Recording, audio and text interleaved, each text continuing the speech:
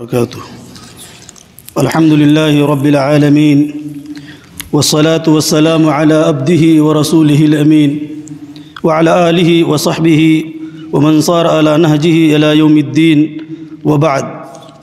عن أنس بن مالك رضي الله عنه قال رسول الله صلى الله عليه وسلم: سووا صفوفكم فإن تسوية الصف من تمام الصلاة. وفي رواية البخاري: فإن تسوية الصفوف من إقامة الصلاة. محترم سامعین کرام اور عزیز طلباء، آج میرے درس حدیث کا موضوع ہے نماز میں صف بندی کی شرعی حیثیت. چونکہ نماز ایک اجتماعی عبادت ہے جس میں نظم و نسق، نظم و ضبط کی تشکیل ضروری تھی، اس لیے اسلام نے اقامت صلاۃ کے ساتھ اقامت صف کی پابندی کا حکم دیا. چنانچہ نبی اکرم صلی اللہ علیہ وسلم نے اقامت صف کی بار بار تاکید فرمائی اور اس کی شرعی حیثیت اور اہمیت کو بیان کرتے ہوئے اقامت صف اور اس کی درستی کو اقامت صلاۃ کا جز قرار دیا. اس کی اہمیت کا احساس دلانے کے لیے صحابہ کرام کو ایک مدت تک عملاً صف بندی کی ٹریننگ دیتے رہے تاکہ صحابہ کرام پوری طرح اس پر کاربند ہو گئے اور وَأَقِیمُوا صُفُوفَکُمْ وَتَرَاصُوا پر عمل کرتے ہوئے صف میں اپنے ٹخنوں، گھٹنوں اور موڑھوں کو ملانے چپکانے لگے. مگر افسوس، آج اس محبوب عمل سے اکثر لوگ غافل ہو گئے اور صحابہ کرام کی روش سے ہٹ گئے اور اس کی اصل صورت بدل گئی، حتیٰ کہ صفوں میں کجی، دلوں میں حسد، عناد اور بغض کینہ پیدا ہو گیا، جس کی تصویر کشی شاعر مشرق علامہ محمد اقبال نے یوں کی ہے: محبت کا جنوں باقی نہیں ہے، مسلمانوں میں خون باقی نہیں ہے، صفیں کج دل پریشاں، سجدہ بے ذوق بے جذب اندروں باقی نہیں. اسی غفلت اور بے حسی کو دور کرنے کے لیے آج میں نے اس اہم موضوع کا انتخاب کیا ہے اور چند ایسی حدیثیں آپ لوگوں کی خدمت میں پیش کرنے کی سعادت حاصل کرنے جا رہا ہوں، جس میں صف بندی کے فضائل و احکام کو بیان کیا گیا ہے. انس بن مالک رضی اللہ عنہ بیان کرتے ہیں کہ نبی اکرم صلی اللہ علیہ وسلم نے فرمایا: تم اپنی صفیں برابر کرو، کیونکہ صفیں برابر کرنا نماز کو مکمل کرنے میں سے ہے. اور صحیح بخاری کی ایک روایت میں ہے: صفوں کو درست سیدھا کرنا نماز کو قائم کرنے کا ایک حصہ ہے. ابو مسعود رضی اللہ عنہ بیان کرتے ہیں کہ نبی اکرم صلی اللہ علیہ وسلم نماز میں ہمارے کندھوں پہ ہاتھ پھیرتے،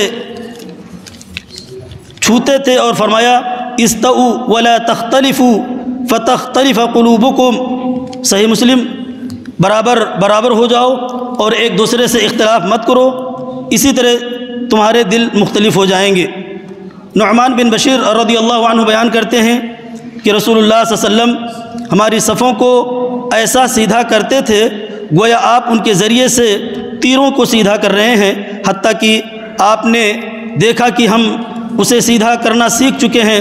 پھر ایک روز نبی اکرم صلی اللہ علیہ وسلم نماز کے لیے آئے اور تکبیر کہنے ہی والے تھے کہ ایک شخص کا سینہ سب سے باہر نکلا ہوا دیکھ لیا تو آپ نے فرمایا: اللہ کے بندو، تم ضرور اپنی صفیں برابر کر لو، درست کر لو، ورنہ اللہ تعالیٰ تمہارے چہروں کے درمیان اختلاف فرما دے گا.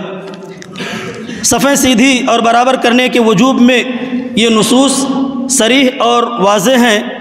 امام بخاری رحمہ اللہ اپنی کتاب صحیح بخاری میں بئی الفاظ طبیبی فرماتے ہیں: باب اثمی من لم یتم الصفوف، صف پوری نہ کرنے والے کے گناہ کا بیان.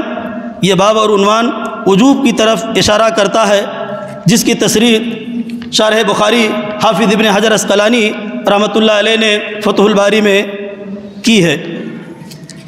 انس بن مالک رضی اللہ عنہ ایک مرتبہ مدینہ طیبہ تشریف لائے اور لوگوں نے ان سے پوچھا کہ رسول اللہ صلی اللہ علیہ وسلم کے عہد مبارک میں اور آج میں ہم میں آپ کیا تبدیلی محسوس کر رہے ہیں؟ کیا کوئی قابل انکار و اعتراض تبدیلی آپ دیکھ رہے ہیں؟ انہوں نے فرمایا: اس کے سوا کوئی تبدیلی نہیں دیکھ رہا ہوں کہ اب آپ لوگ صفوں کی درستی کما حقہ نہیں کرتے ہیں. زیر بحث مسئلے میں راجح قول صفوں کو برابر کرنا واجب ہے، اور اگر جماعت میں لوگ صفیں برابر نہ کریں تو گنہگار ہوں گے۔ شیخ الاسلام امام ابن تیمیہ رحمۃ اللہ علیہ کا بھی یہی نظریہ اور خیال ہے۔ صفیں اس طرح برابر کرنا واجب ہے کہ نہ تو کسی کا سینہ کسی دوسرے شخص سے آگے ہو اور نہ ہی ٹخنا۔